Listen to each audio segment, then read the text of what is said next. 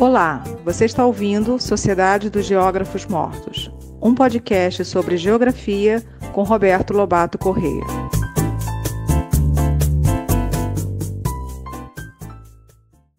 Alô, boa tarde pessoal. Nós vamos ver o nosso episódio nesse pequeno conjunto de temas livres que não estão conectados numa temporada como foi anteriormente. E hoje vamos considerar a mobilidade intraurbana. Eu tinha falado em outra temporada, na nossa quarta temporada sobre o espaço urbano, que a cidade pode ser vista numa perspectiva geográfica como sendo simultaneamente fragmentada e articulada. Fragmentação por causa dos diferentes usos da terra,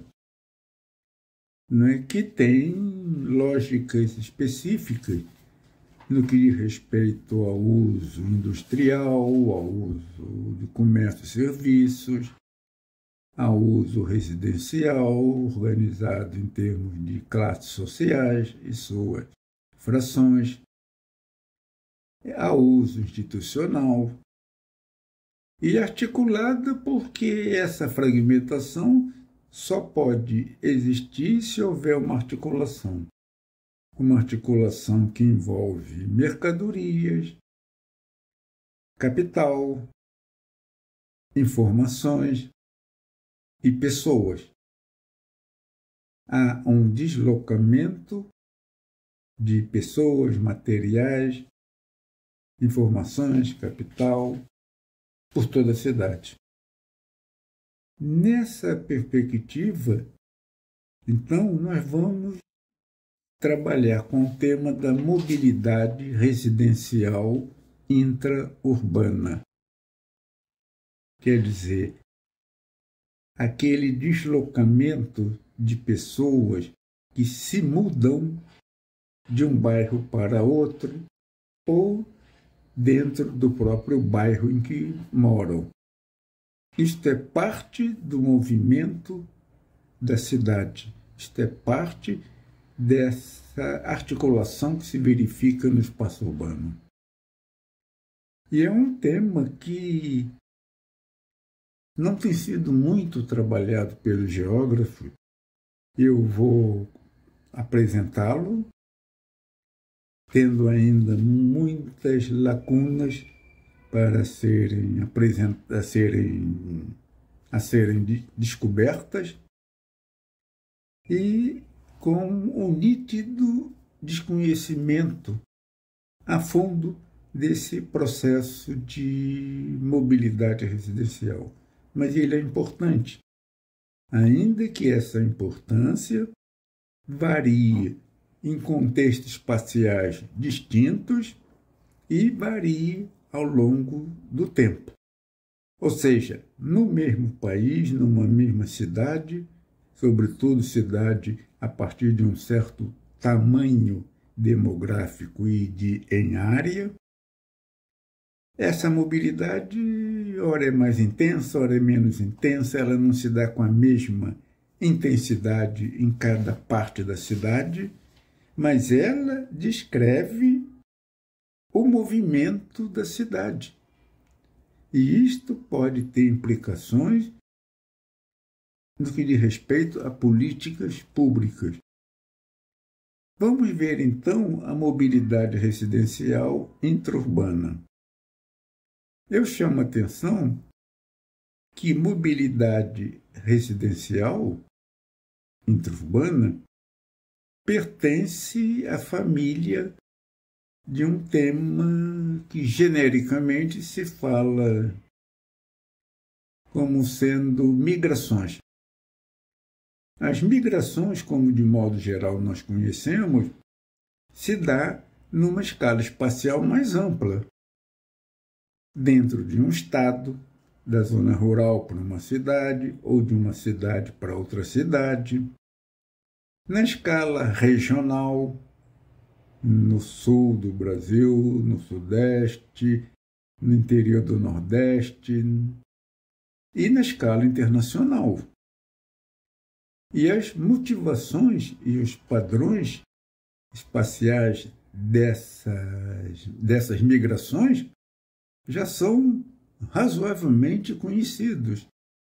Não são definitivos, porque há mudanças nesses padrões, há mudanças no comportamento migratório, mas já existe uma ampla bibliografia. Há amplas referências teóricas. Há um amplo debate, um amplo embate entre adeptos de uma ou de outra corrente. Mas, ao se mudar a escala, da escala estadual, digamos, regional e internacional, para a escala intra-urbana, mudam alguns elementos objetivos dessas migrações que passam a ser denominadas de mobilidade residencial. É claro que o que eu estou falando é um conceito que possivelmente muitos usarão outros termos, mas eu vou usar mobilidade residencial. Ela é extremamente importante para que nós possamos compreender a cidade e o seu movimento interno. E a minha referência sobre isso não vem da literatura específica sobre migrações internacionais, interregionais, mas vem de estudos intra-urbanos feitos já há bastante tempo nos Estados Unidos. Certamente em outros países também. Mas a minha referência é a partir de estudos feitos nos Estados Unidos por um geógrafo chamado James Simons, S-I-M-M-O-N-S. Um estudo publicado na revista The Geographical Review de 1965. Portanto, já se aproxima dos 60 anos. Nesse estudo, o Simons faz uma ampla revisão bibliográfica, que é a base das suas informações empíricas para ele começar a dar um tratamento em direção a uma teoria da literatura sobre o assunto na cidade norte-americana desde os anos 20, 30, 40, 50, início dos anos 60. Ele mostra a variedade de respostas aos questionamentos feitos por geógrafos, sociólogos, historiadores, antropólogos, economistas, ao estudarem a mobilidade residencial americana, que, diga-se, foi extremamente ativa nas cidades norte-americanas. Como reunir esse material todo? Como reunir a diversidade de questionamentos formulados e a diversidade de respostas às pesquisas feitas por esses outros pesquisadores anteriores a Simons? Ele, então, coloca 3 questões básicas, a partir das quais ele vai reunir as informações obtidas nessa pesquisa que ele faz, um levantamento sistemático. As perguntas são: quem se muda? 1. 2. Por que se muda? E 3. Para onde se muda? Essas 3 perguntas suscitam um comentário anteriormente à discussão delas. comentário de respeito ao seguinte: numa variedade de possibilidades empíricas, dado contextos distintos, a possibilidade de você ter padrões ou referências repetitivas que permitam, teoricamente, ou fazer um encaminhamento teórico, as perguntas são as mesmas para contextos diferentes. Alguém poderia dizer, sim, mas numa cidade no sul dos Estados Unidos, por exemplo, é diferente do que lá no meio oeste americano ou no nordeste americano.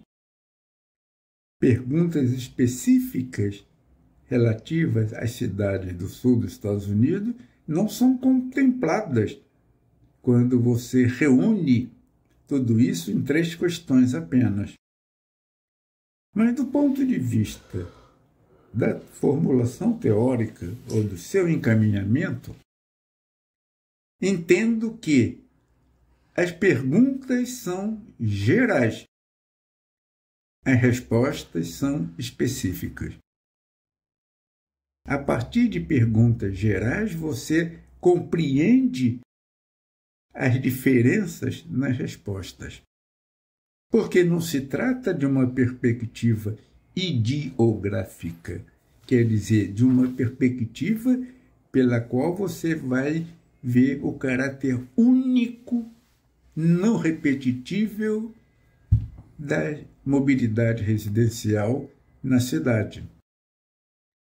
Mas os Simons, como muitos geógrafos, eles não são adeptos da perspectiva ideográfica, descrição do único, daquilo que não se repete, e que não sustenta nenhum pensamento científico. Para se obter padrões de resposta, portanto, a possibilidade de se construir uma compreensão sobre aquele objeto, é necessário que as perguntas sejam gerais, aplicadas em contextos espaciais e temporais distintos, mas que permite, a partir desse olhar direcionado, estabelecer comparações, conclusões. Isso é importante, é parte do método científico das ciências sociais e da ciência em geral. Por outro lado, é bom lembrar que as perguntas quem se muda, por que se muda e para onde se muda, essas perguntas podem ser aplicadas numa análise sobre migrações internacionais.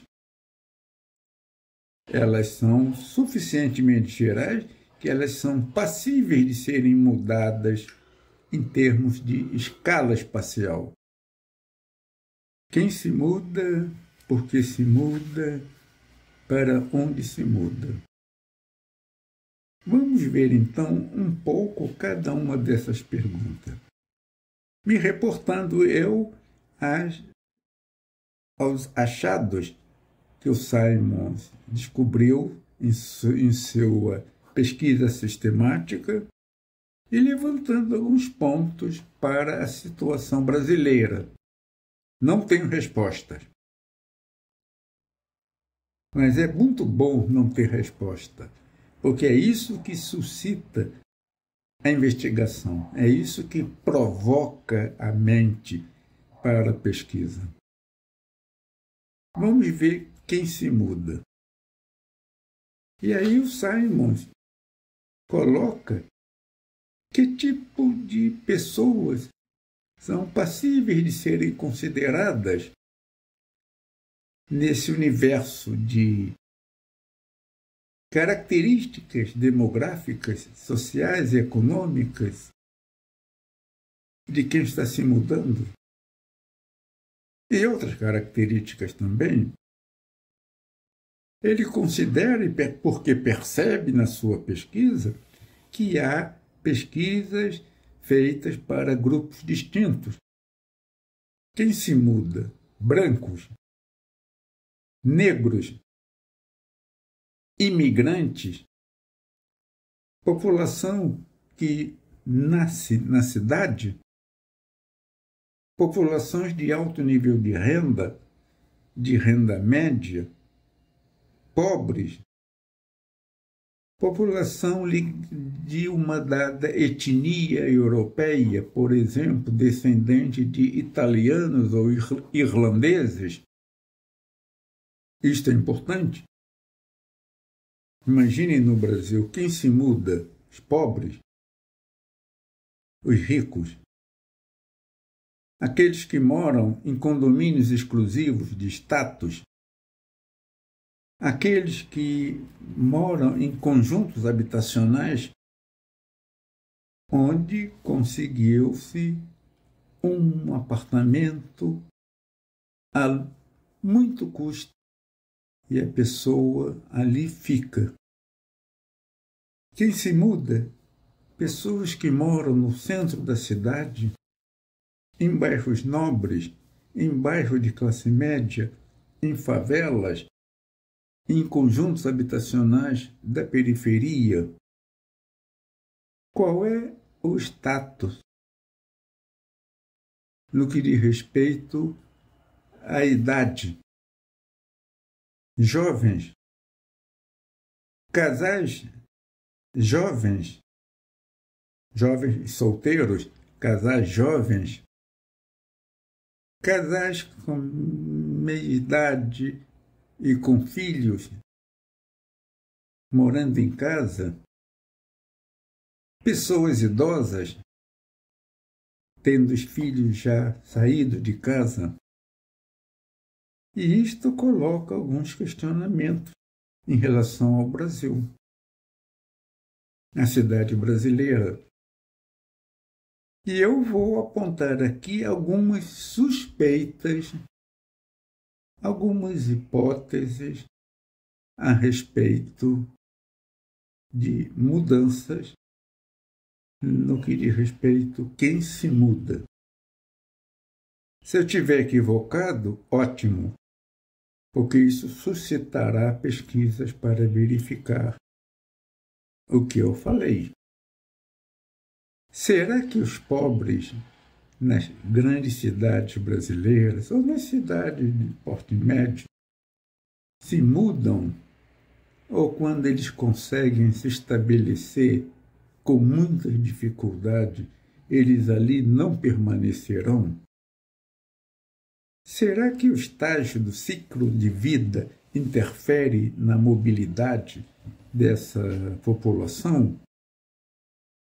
Um jovem de 20, 25 anos fica em casa dos pais por quanto tempo mais, dada a dificuldade do mercado de trabalho e de encontrar uma habitação? O hábito de ir num terreno onde tem uma casa, o dono da casa fazer um puxado, como se diz, construir mais um quarto com um banheiro, ou nos fundos um pequeno apartamento para uma filha que vai se casar, e, portanto, ela não se muda. Pesquisa feita no conjunto Quarto Centenário pelo Sérgio Guerra, que é um grande conjunto habitacional em Triagem, aqui no Rio de Janeiro, inaugurado no ano do quarto centenário, 1965, mostra que uma parcela relativamente alta dos chefes de família eram pessoas idosas que há 30 anos conseguiram comprar ou arranjar um financiamento para comprar um apartamento nesse conjunto, e ali ficaram. Quais são as estratégias de permanência da população pobre para resolver o dramático problema da habitação? A fixação num dado lugar parece ser uma das respostas, diminuindo digamos, a taxa de mobilidade.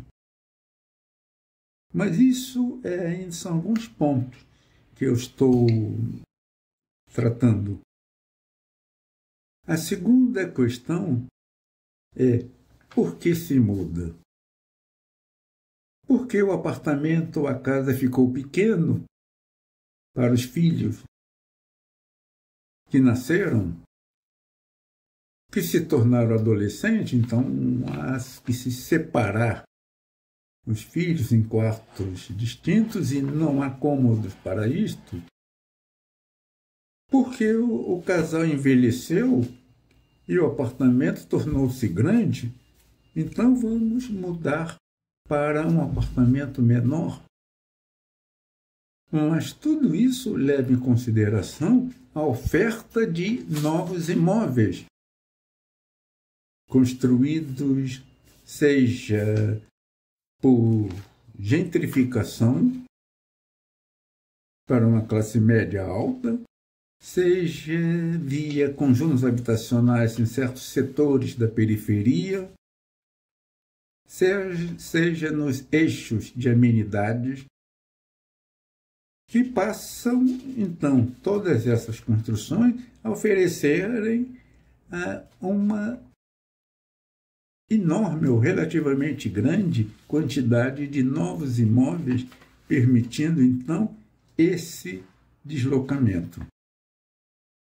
Ou seja, a promoção imobiliária, o mercado imobiliário desempenham um papel significativo na mudança residencial. Seja também porque houve, para alguns, um processo de ascensão social. E ascensão social significa também mudar de bairro. Sair de um bairro visto inadequado para a sua ascensão e se mudar para um bairro de status. Um bairro condizente com seu novo nível social. Há muitas questões a serem formuladas e a serem pesquisadas no que diz respeito a isso. Por que se muda? Mas é possível que as razões para mudanças sejam inúmeras, mas as possibilidades sejam minúsculas.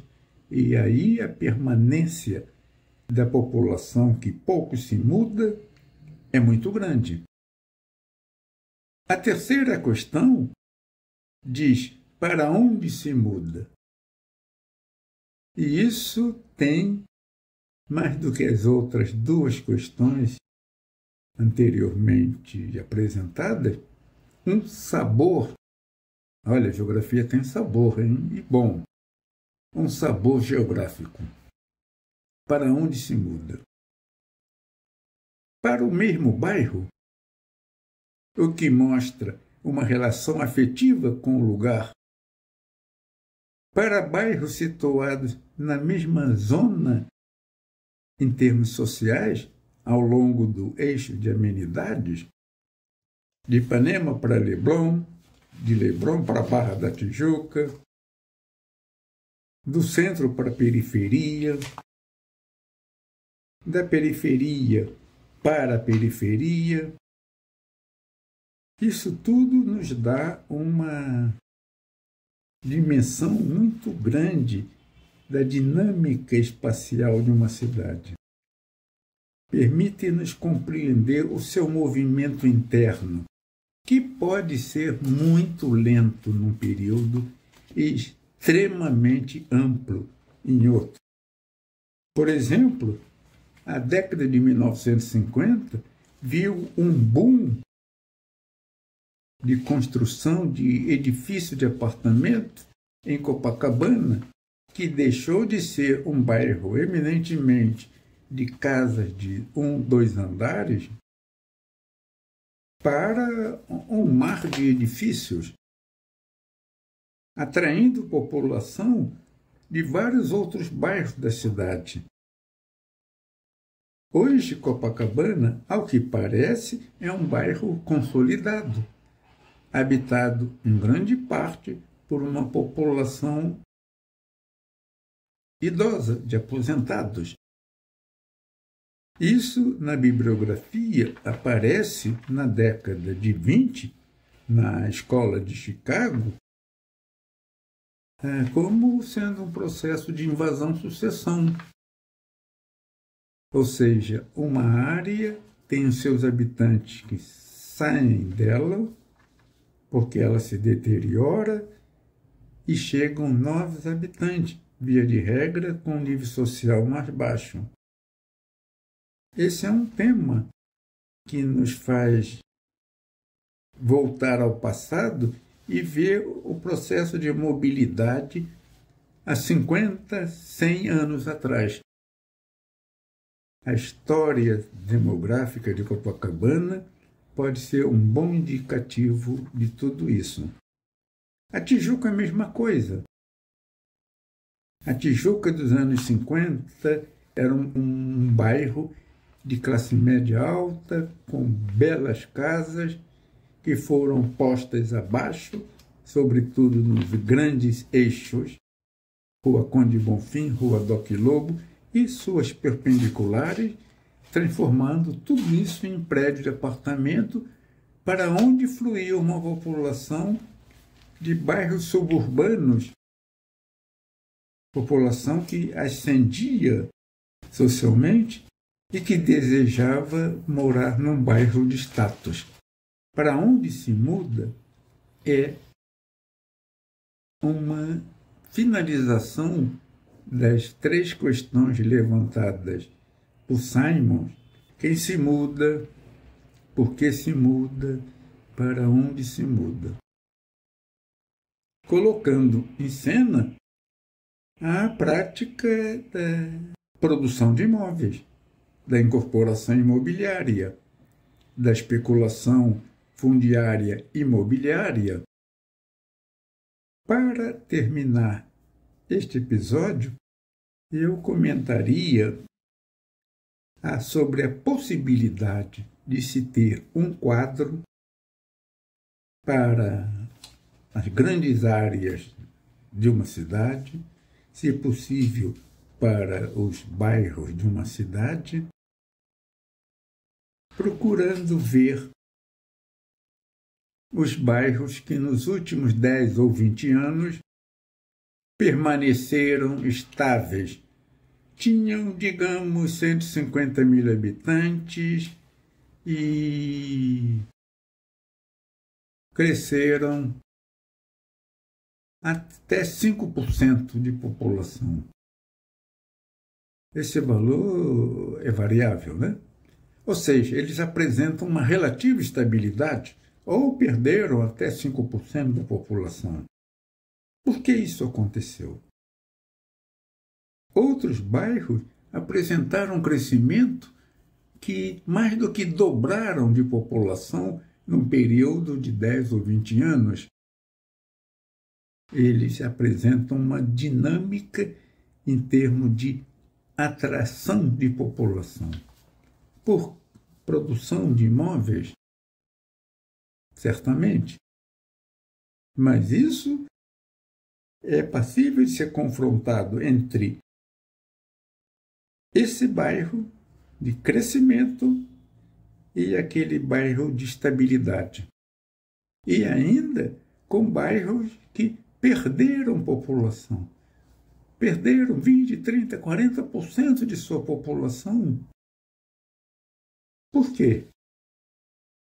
As casas foram derrubadas e ali implantou-se fábricas. Isso é eminentemente uma tarefa que nos ajuda a compreender a espacialidade humana na cidade. Espacialidade e sua dinâmica. Uma análise que nos permitiria ver a gradação da dinâmica demográfica em áreas do espaço urbano. Bairros que perderam muita população, em termos relativos, bairros que perderam alguma parte de sua população, bairros estabilizados, bairros que cresceram relativamente e bairros que explodiram, entre aspas, de população. Eu creio isso ser uma bela tarefa para o geógrafo e para o não geógrafo também, a partir do questionamento que o James Simons nos fornece nesse belo artigo de Geographical Review de 1965 sobre a mobilidade residencial intraurbana. Há muita coisa a se fazer, sobretudo se for possível fazer estudos em 2 ou 3 momentos do tempo. O que eu me pergunto é que será que o censo demográfico, em sua amostra, permitiria fazer esse estudo, se não da direção da mobilidade, mas pelo menos esses estudos que indicariam o crescimento, a perda ou a estabilidade dos bairros de cidades como São Paulo, Rio de Janeiro, Belo Horizonte, Porto Alegre, Curitiba, Salvador, Recife, Fortaleza, Belém, Goiânia e tantos outros. Isso seria uma bela tarefa para o geógrafo que se interessa pela espacialidade humana no âmbito de uma grande cidade. Muito obrigado pela atenção.